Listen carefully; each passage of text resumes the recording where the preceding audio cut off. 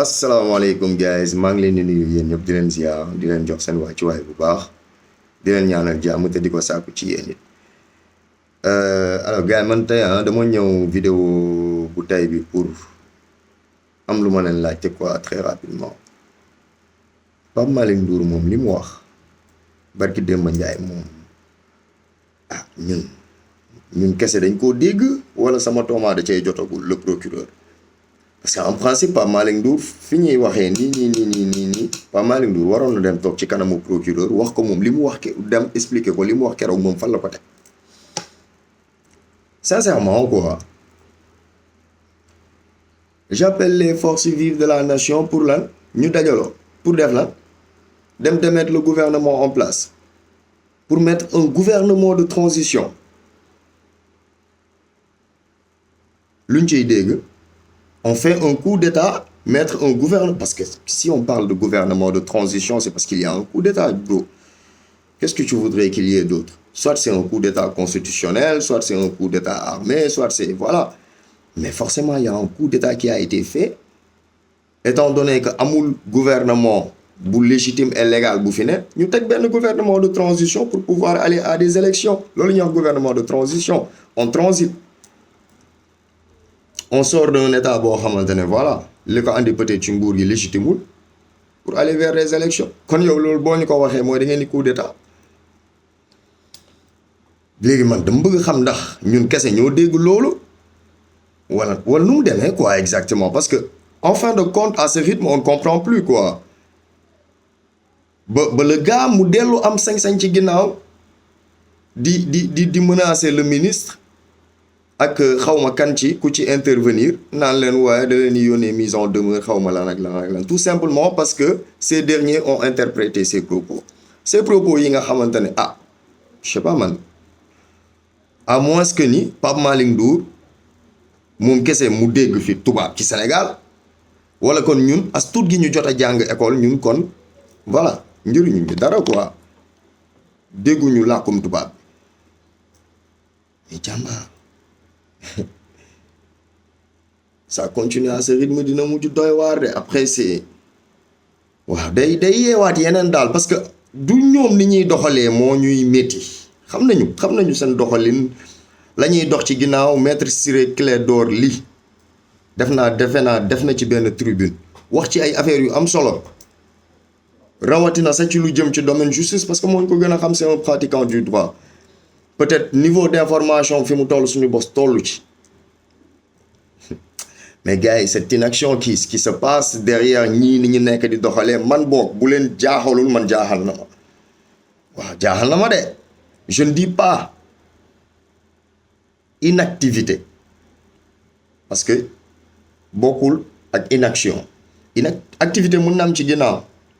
le plus souvent buy am ci suuf lay xewee ñun duñ ci jot ñun citoyen lambda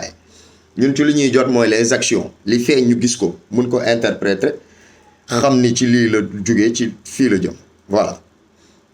mais donc je ne dis pas qu'il y a inactivité mais il y a inaction quand même te voilà c'est douteux il faut le dire quoi c'est douteux parce que tamit Pape Malick Ndour quoi qu'on puisse dire jàmbaar dafa taxaw menacer état dara xewul ba fi ñuy waxee nii moo tax voilà parallèlement mu am sañ-sañ jàkkaarloog ay des ministres de la république sax di leen menacer waat tamit nii la mbir yi mujj demee te warul quoi franchement warul demee nii waaw warul demee nii parce que pour moins que ça on a fait plus de 2000 prisonniers politiques mais pour vraiment moins que ça quoi. Pour moins que ça suñuy nit tëdd nañ ci kaso pour moins que ça on a perdu des vies pour moins que ça am na ay blessés yu toog am ay métit yuy toogee ba léegi sincèrement bi Pastef jotee ci nguur gi ba léegi képp kuy pro Pastef yaa xam ngay partisan Pastef wala ngay sympathisant Pastef boo defee naka sudul noonu moo xam à travers les réseaux sociaux wala ci sa doxalin yoon day dal sa kaw sans hésiter. defe naa kaaw am na ñaari influenceur Pastef fu may fat booy Dakar defe naa xaw ma làmmiñu daaru dund nañ ko récemment ils ont été condamnés à de la prison ferme man mii di wax fii su ma waxoon léegi lu ma fi warut a wax wala lu ñàkk teggi ne amaana na ñu yebal ñu jël si ma